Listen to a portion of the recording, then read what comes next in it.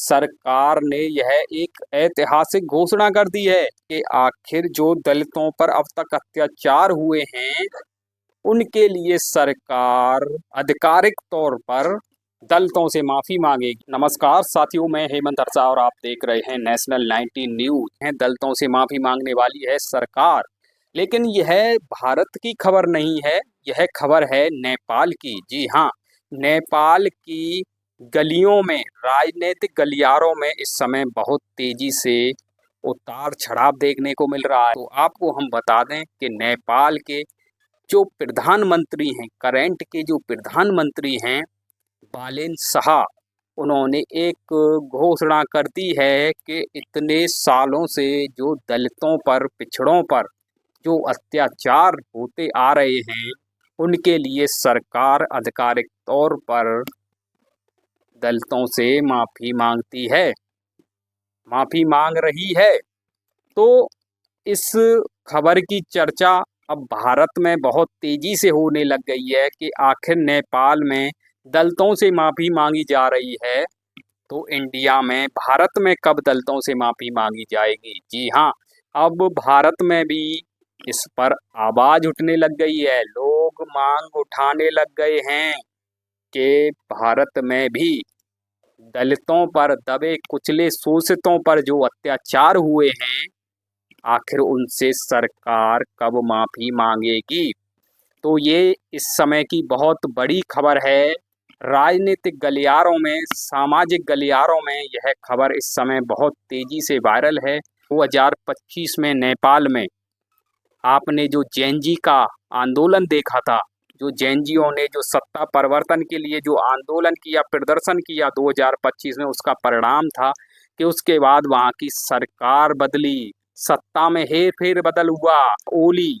तो आप समझ सकते हैं जो कि प्रधानमंत्री थे उनको गिरफ्तार कर लिया गया है नेपाल में, और नेपाल में कई नियम लागू कर दिए गए हैं। पहला नियम क्या लागू किया गया है वह हम आपको बता दें कि नेपाल में जो छात्र, जो स्टूडेंट राजनीति है तो वह बिल्कुल ही समाप्त कर दी है। जी हाँ, अब छात्र राजनीति नहीं करेंगे। इसका मतलब ये हुआ कि स्कूल में, कॉलेजों में छात्र राजनीति नहीं कर पाएंगे, उसके बाद आप राजनीति करिए, जैसे इंडिया में होता है। आपने देखा होगा जेएनयू, दिल्ली यूनिवर्सिटी में छात्र संघ होते हैं, वहाँ राजनीति होती है। तो नेपाल में इसको पूर्णतः प्रतिबंध कर दिया है, इस पर रोक लगा दी है कि अब नेपाल में कोई भी छात्र राजनीति नहीं करेगा, राजनीति से शिक्षा को दूर कर दिया है एकदम। यह बहुत ही अच्छा कदम है। और उसके बाद वहाँ पर 5 तक की क्लास को एकदम परीक्षा फ्री कर दिया है, यानी कि वहाँ पर सब गुणवत्ता पर जोर दिया जाएगा, ना कि परीक्षा पर। और कई सारे जो फैसले हैं वह नेपाल सरकार ने लिए हैं। तो आप देख सकते हो किस तरीके से दलितों को मंदिर जाने पर रोका गया, सामाजिकता से रोका गया, आर्थिक जो संसाधन हैं उनसे रोका गया, मंदिर में जाने से रोका गया। यानी जो भारत में अत्याचार होते हैं दलितों पर, वही अत्याचार नेपाल में होते हैं। और नेपाल में दलितों की संख्या मैं आपको बता दूं कितनी है। नेपाल में दलितों की संख्या है 15%। जी हाँ, वहाँ की राजनीति में इनका बहुत बड़ा रोल है सत्ता को लाने में। तो अब नेपाल सरकार, प्रधानमंत्री वहाँ के बालेन शाह ने आधिकारिक घोषणा कर दी है कि वह दलितों से आधिकारिक तौर पर माफी मांगते हैं।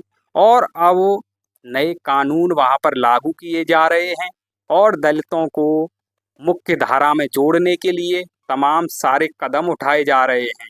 तो अब इन सभी को देखते हुए भारत में भी, अपने देश में भी इस पर आवाज उठने लग गई है। लोग यहाँ भी कहने लग गए हैं कि भैया अब भारत में भी दलितों पर जो अत्याचार हुआ, आखिर भारत सरकार आधिकारिक तौर पर यह कब कहेगी कि हाँ दलितों पर अत्याचार हुए, और सरकार उनसे माफी मांगेगी आधिकारिक तौर पर। तो अगर आपको क्या लगता है इस मुद्दे पर, आप क्या कहना चाहते हैं, कमेंट करना ना भूलें।